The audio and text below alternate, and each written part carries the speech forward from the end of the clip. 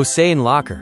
আসসালামু আলাইকুম। আচ্ছা, কখনো কি এটা ভেবে দেখা হয়েছে যে শুধু সত্যি কথা বলার জন্য কতটা মূল্য দিতে হতে পারে? আজ আমরা ঠিক এমনই একজনের গল্প শুনব, যিনি সত্যির জন্য তার সবকিছু ত্যাগ করতেও প্রস্তুত ছিলেন। চলুন, ইমাম বুখারীর জীবনের এমনই এক কঠিন সময়ে আমরা প্রবেশ করি, যেখানে দেখব একটা বিশাল ষড়যন্ত্রের মুখেও তিনি কিভাবে সত্যকে আঁকড়ে ধরেছিলেন।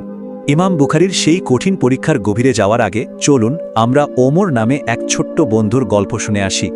ওর একটা অভ্যাস ছিল কথায় কথায় কসম খাওয়া। আচ্ছা, এই অভ্যাসটা কি ভালো? ওমরের এই গল্পটা আমাদের শুধু এই প্রশ্নের উত্তরই দেবে না, বরং ইমাম বুখারীর পরীক্ষার তাৎপর্য বুঝতেও সাহায্য করবে। তো ঘটনাটা শুরু হলো স্কুলের একটা ভাঙা জানলা দিয়ে। ক্লাসের ঝকঝকে কাজটা একদম ভেঙে চুরমার, আর প্রিন্সিপাল স্যারের সন্দেহ গিয়ে পড়ল সোজা ওমরের ওপর। ব্যাস, ওমরকে তার রুমে ডেকে পাঠানো হলো। ওমরের তো ভয়ে বুক কাঁপছে, কি জানি কি হয়। প্রিন্সিপাল স্যার কিছু জিজ্ঞেস করার আগেই ওমর যেন আগ্নেয়গিলির মতো ফেটে পড়ল। আল্লাহর কসম স্যার, আমি ভাঙিনি, আল্লাহর কসম আমি বল খেলিনি। কিন্তু স্যার ওর দিকে তাকিয়ে শান্ত কিন্তু খুব দৃঢ় গলায় বললেন, ওমর, এত কসম করার কোনো দরকার নেই, তুমি শুধু সত্যিটা বলো। ওমরের এই অভ্যাসটা কিন্তু শুধু স্কুলেই ছিল না, বাড়িতেও একই অবস্থা। একদিন মায়ের খুব প্রিয় একটা কলম খুঁজে পাওয়া যাচ্ছে না। মা জিজ্ঞেস করতেই ওমর আবার সেই একই কাজ করল। আল্লাহর কসম মা, আমি দেখিনি, কোরআনের কসম, নানাজানের কসম। কিন্তু কথা বলতে বলতেই ওর হাতটা গেল নিজের পকেটে, আর সেখানে কি, ঠিকই ধরেছেন, সেই হারানো কলমটা। লজ্জায় ওমরের মুখটা একেবারে লাল হয়ে গেল। তখন মা ওমরকে কাছে ডেকে নিলেন, খুব আদর করে বোঝালেন, বাবা, আমাদের প্রিয় নবী রাসূলুল্লাহ সাল্লাল্লাহু আলাইহি ওয়াসাল্লাম কথায় কথায় কসম করা একদমই পছন্দ করতেন না। আল্লাহ সুবহানাহু ওয়া তাআলা আমাদের কসমের হেফাজত করতে বলেছেন, মানে যখন খুব দরকার হবে শুধু তখনই আল্লাহর নামে কসম করা যায়। কারণ যে মানুষটা সবসময় সত্যি কথা বলে তার কথার উপর তো সবাই এমনিতেই বিশ্বাস করে, তাই না? ওমরের এই ছোট্ট পরীক্ষাটা কিন্তু আমাদের একটা অনেক বড় সত্যের দিকে নিয়ে যাচ্ছে। চলুন এবার আমরা ফিরে যাই ইমাম বুখারীর জীবনে, যিনি সত্যের জন্য এক বিশাল পরীক্ষার মুখোমুখি হয়েছিলেন। নিশাপুরের আকাশে তখন বিপদ আর ষড়যন্ত্রের ঘন কালো মেঘ। একবার শুধু কল্পনা করে দেখুন তো, যে মসজিদটা মাত্র কয়েকদিন আগেও হাজার হাজার ছাত্রের কোলাহলে মুখর থাকত, যেখানে ইমাম বুখারীর জ্ঞানের কথা শোনার জন্য তিল ধারণের জায়গা থাকত না, সেই মসজিদ আজ একেবারে নীরব, শুনশান, একদম ফাঁকা। শহরের সবচেয়ে বড় আলেম মোহাম্মদ ইবনে ইয়াহিয়া আজ-জুহলি হুকুম জারি করেছেন, কেউ ইমাম বুখারীর ক্লাসে যেতে পারবে না। এই কঠিন একাকিত্বের মধ্যে ইমাম বুখারী দেখলেন একজন এগিয়ে আসছেন। আরে, এ তো তারই প্রিয় ছাত্র, ভবিষ্যতের আরেক মহান ইমাম, ইমাম মুসলিম। ইমাম বুখারী অবাক হয়ে জিজ্ঞেস করলেন, মুসলিম, সবাই তো আমাকে ছেড়ে চলে গেছে, তুমি কেন এত বড় ঝুঁকি নিয়ে আমার কাছে এলে? ইমাম মুসলিমের উত্তরে এতটুকুও ভয় ছিল না, বরং ছিল দৃঢ় বিশ্বাস। তিনি বললেন, শায়েখ, আমি খুব ভালো করে জানি আপনার বিরুদ্ধে যা বলা হচ্ছে তা সবই মিথ্যা আর হিংসা থেকে ছড়ানো। আপনি আমার উস্তাদ, আর আমি সত্যের সঙ্গ কখনো ছাড়ব না, যাই হয়ে যাক না কেন। কিন্তু সত্যের পক্ষে দাঁড়ানোর এই সিদ্ধান্ত ইমাম মুসলিমকে তার আরেকজন শিক্ষক, সেই ক্ষমতাধর আলেম আজ-জুহলির মুখোমুখি দাঁড় করিয়ে দিল। একদিকে শিক্ষকের প্রতি সম্মান, আরেকদিকে সত্যের প্রতি ভালোবাসা। কি যে এক কঠিন পরীক্ষার মধ্যে পড়লেন ইমাম মুসলিম। খবরটা যখন আজ-জুহলির কানে গেল, তিনি তো রেগে আগুন। ইমাম মুসলিমকে ডেকে তিনি সাফ জানিয়ে দিলেন, শোনো, হয় তুমি আমার ক্লাসে থাকবে আর না হলে বুখারীর কাছে যাবে, দুটো একসাথে একদম চলবে না। এখন ইমাম মুসলিম কি করবেন?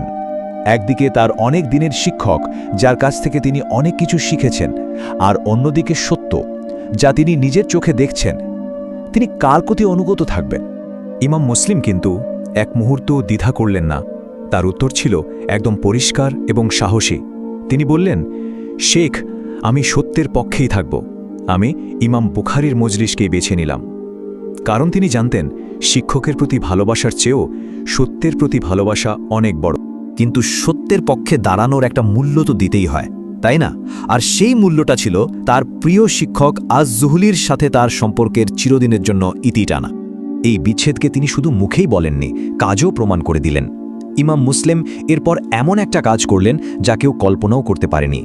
তিনি আজ-জুহাইলির কাছ থেকে যত হাদিস শিখেছিলেন, যত নোট লিখেছিলেন, সেই সব বই আর খাতা একটা বস্তায় ভরে তার কাছে ফেরত পাঠিয়ে দিলেন। এটা ছিল তার এক নীরব কিন্তু শক্তিশালী প্রতিবাদ। তিনি বোঝাতে চাইলেন তিনি জ্ঞান ফিরিয়ে দিতে পারেন, কিন্তু অন্যায়ের সাথে আপোষ করতে পারেন না। এই পুরো ঘটনাটা ইমাম বুখারীর মনে ভীষণ কষ্ট দিল। তার জন্য তার ছাত্রকে এত বড় একটা ত্যাগ স্বীকার করতে হচ্ছে, এটা তিনি কিছুতেই মেনে নিতে পারছিলেন না।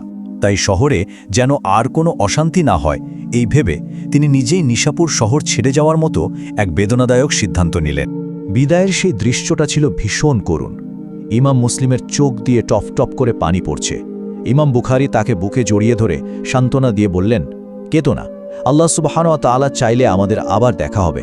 তুমি তোমার মহান কিতাব সহিহ মুসলিম লেখার কাজটা চালিয়ে যাও, আমার দোয়া সবসময় তোমার সাথে থাকবে।